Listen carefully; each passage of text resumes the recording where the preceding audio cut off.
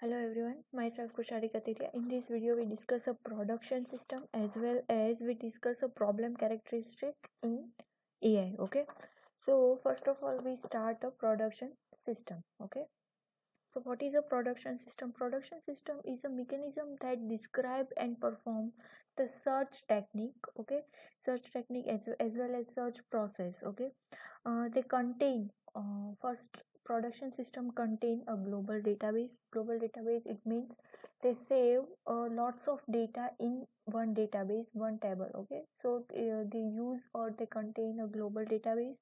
They use or they save a set of production rules. Okay, in database they save a set of production rule, as well as in system or in computer system they control that kind of the system using this kind of the particular rule. Okay, वो क्या करता है, वो हमारे database में set of production rule को save करता है. ओके, स्टोर करता है और उस प्रोडक्शन रूल को वो क्या करता है, सिस्टम थ्रू कंट्रोल करवाता है. Okay, so production system contain global database, set of production rule as well as a control system. A production system consists of rule and factors. Okay, knowledge is encoded in declarative form, which comprises of a set of rule from situation and action. First of all, we used if and then. Okay, if what, if this, then what. Okay, if this situation, then we can we can perform this kind of action. Okay, so if and then situation and action.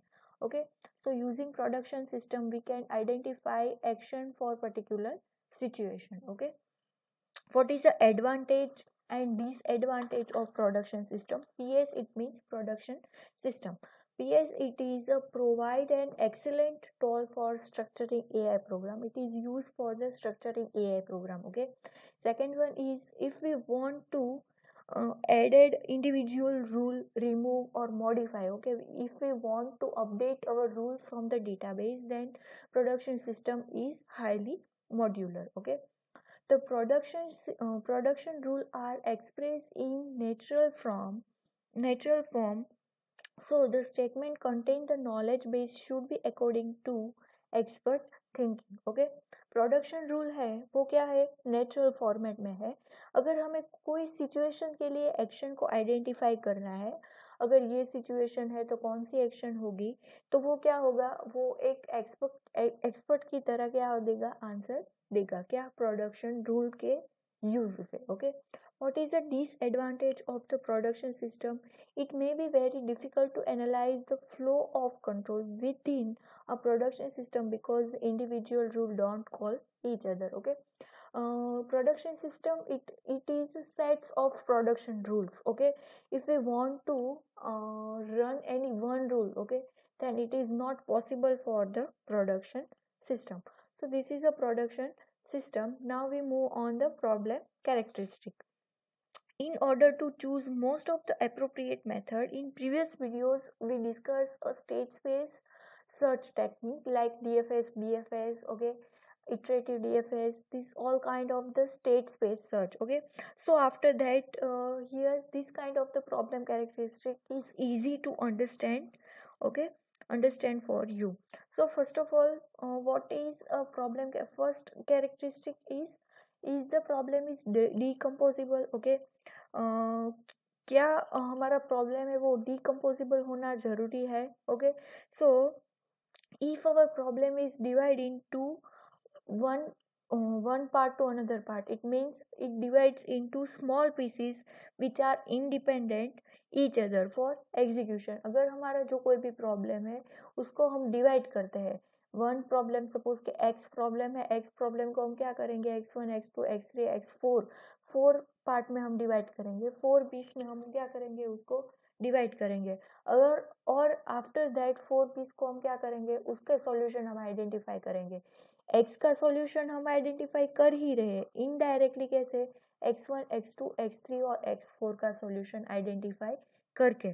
तो ये वाली जो technique है, ये जो easy है, तो हम क्या करना चाहिए, यही करना चाहिए कि हमें जो कोई भी प्रॉब्लम है उसको डिवाइड करो, डिवाइड करने के बाद उसका सॉल्यूशन आइडेंटिफाई करो, सॉल्यूशन आइडेंटिफाई होने के बाद उसको मर्ज कर दो. So this is a decomposable. Okay, so AI problem is a maybe it's a decomposable like a block word problem. जो हमारा block word problem है वो हम क्या करते हैं, वो हम decomposable कर सकते हैं. Second one is the can the solution steps be ignored or undone. Okay, so ignore and undone it means कि जो कोई भी हमारा सॉल्यूशन का स्टेप्स था उसको हम कोई भी एक स्टेप को हम क्या करना है, इग्नोर करना है, या तो फिर वो पूरा नहीं हो पा रहा है तो उसको क्या करना है, तो उसको हम बोल सकते हैं कि first of all there are the 3 type of problem.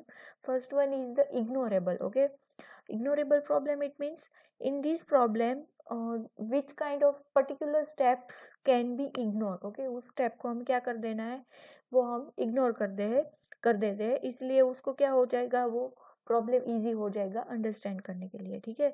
Second one is the recoverable problem. Okay, recoverable it means it is use in this step और in this situation step can be undone.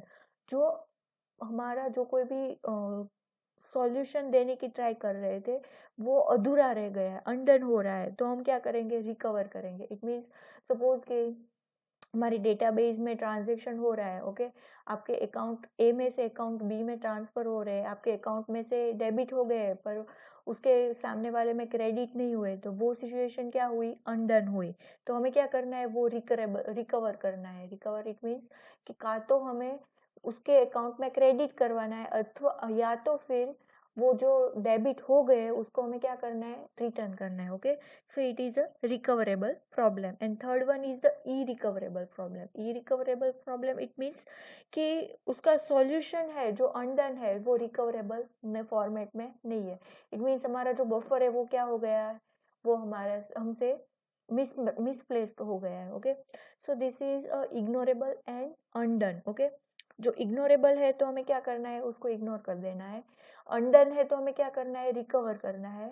और recover नहीं हो रहा है तो उसको हम क्या बोलेंगे, irrecoverable. Okay, third one is the problem universal predictable. Okay, it means जब तक हम हमारा जो कोई भी हमें आइडेंटिफाई कर रहे हैं प्रॉब्लम को, उसको हमें क्या करना है, उसको हमें प्रेडिक्ट करना है कि हम कब कहाँ हमारी सिचुएशन विन होने की पॉसिबिलिटी है. Like if we talk about the 8 puzzle problem. Okay, तो हमें क्या करना है, 8 पजल प्रॉब्लम में हमें पता है कि यहाँ से यहाँ हम मूव करेंगे, यहाँ से यहाँ टाइल्स को हम मूव करेंगे तो हमारी क्या होगा, हमारा गोल नोड हम जल्दी से पहुंच पाएंगे. तो ये प्रेडिक्टेबल है. क्यों, क्योंकि हमें पता है कि नेक्स्ट मूवमेंट उसका क्या है.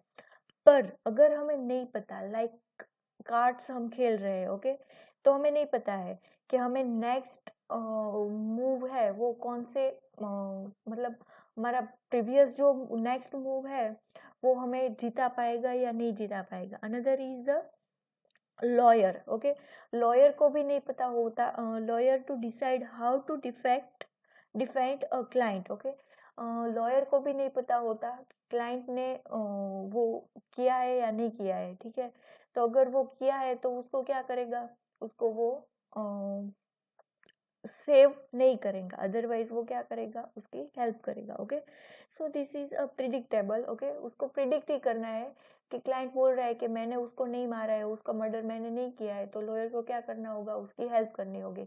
इट मीन्स वो प्रेडिक्ट कर लेता है कि उसने नहीं किया, बाद में वो उसकी हेल्प करता है. ओके, ऐसे ही सेम सिचुएशन है कार्ड्स में. जब आप कार्ड्स प्ले करते हो तब आपको क्या करना होता है, इसके बाद ये वाला मूव आएगा तो मैं ये डालूंगा, पर नहीं आया तो आपके पास कोई प्लान भी होना चाहिए. Like this is a non predictable. Okay, and predictable it means कि आपको पता है कि इस मूव के बाद ये मूव करेंगे तो गोल नोड 110% आ जाएगा. Like 8 puzzle problem. Fourth one is a good solution relative or absolute. Okay, is the good solution for the relative, it means travelling salesman problem. Okay, relative and absolute problem में क्या है कि हमें identify करना है कि वो solution है वो बेस्ट है. ओके, वो पॉसिबल सॉल्यूशन कितने दे रहा है. लाइक ट्रैवलिंग सेल्समैन में क्या है कि वो मल्टीपल सॉल्यूशन देता है। ओके, उन मल्टीपल सॉल्यूशन में हम हर एक को जज नहीं करते कि वो ऑप्टिमल सॉल्यूशन है कि नहीं है, पर हमें जो कोई भी बेस्ट लगता है वो हमें क्या करता है, आइडेंटिफाई कर लेते हैं।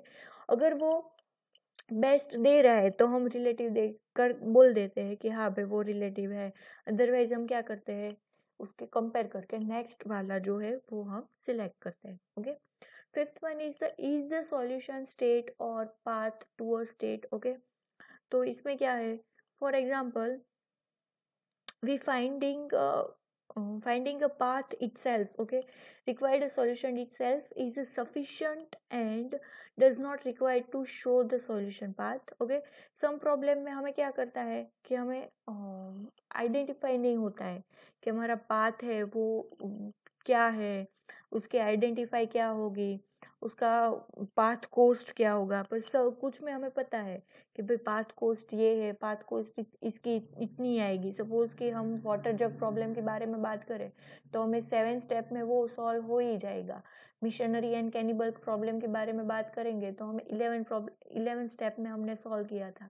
मे भी कोई क्लेम करेगा कि मैंने 8 प्रॉब्लम और 8 और 9 स्टेप में सॉल्व किया था, तो this is a path solution। okay, so it is based on the which kind of the rule or which kind of the state you follow for the movement from the for the next movement। okay, आप कौन सा movement next movement ले रहे हो, कौन से किस path के लिए, वो हमें क्या करना है, आइडेंटिफाई करना है, और उसके बेस्ड पर हमें क्या मिलेगा, हमारा पाथ कोस्ट और हमारा जो कोई भी पाथ सॉल्यूशन है वो।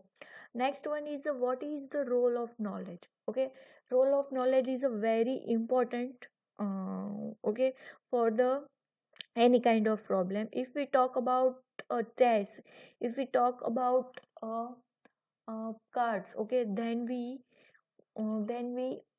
definitely uh, it is based on the knowledge। okay, so in this kind of the game, first of all we needs lots of knowledge for the solve this kind of the problem, so definitely role of knowledge is a very high।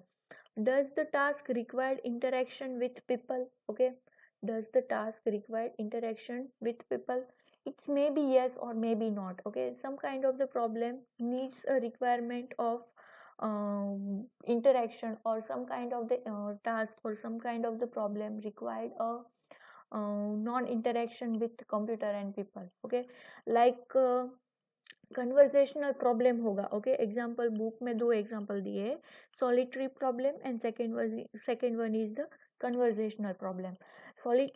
Solitary problem क्या है, it means solo. Okay, उसमें क्या देगा कि computer को आप description दे देंगे, उसके ऊपर से वो क्या होगा, वो आइडेंटिफाई करेगा answer like from paragraph. Okay, question answer from paragraph which this kind of thing. Okay, उसने क्या किया है, पैराग्राफ दे दिया है, उसके ऊपर से वो क्वेश्चन का आंसर आइडेंटिफाई कर देगा और दे देगा।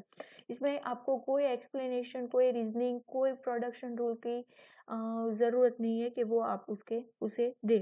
पर कन्वर्जेशनल प्रॉब्लम क्या है, तो इंटरेक्शन है कंप्यूटर और आपके बीच में। अगर आपको एक स्टेप के बाद दूसरे स्टेप पर मूव होना है और कंप्यूटर आपको यस और नो वाला जो कोई भी क्वेश्चन पूछ रहा है, तो उसको क्या बोल रहे हैं, कन्वर्जेशनल प्रॉब्लम। लाइक अगर हम इंस्टॉल कर रहे हैं हमारे कंप्यूटर में कोई भी software, then computer needs to ask. Okay, वो क्या करेगा, हमें आस्क पूछेगा कि भाई ये वाला प्रोग्राम है वो इंस्टॉल करना है, कहाँ करना है, कहाँ कहीं नहीं करना है, ये वाली इतनी इतनी स्टोरेज है, ये स्टोरेज इतना यूज़ करेगा, ये सब आपके पास वो क्या करेगा, वैलिडेट करवाएगा, बाद में वो अपना जो कोई भी है इंस्टॉल होने देगा। So this is a conversational problem. Solitary problem it means they solve itself, and conversational problem it means they solve with you. Okay, आपके साथ इंटरेक्शन करने के बाद वो क्या करेगा, वो उस प्रॉब्लम को सॉल्व करेगा। So this is a problem characteristic, 7 problem characteristic. This is a IMP question based on your GTU। okay, so in this video we discuss a problem characteristic as well as production system rule। These both question are frequently asked in GTU in final exam, so be ready। okay, thank you।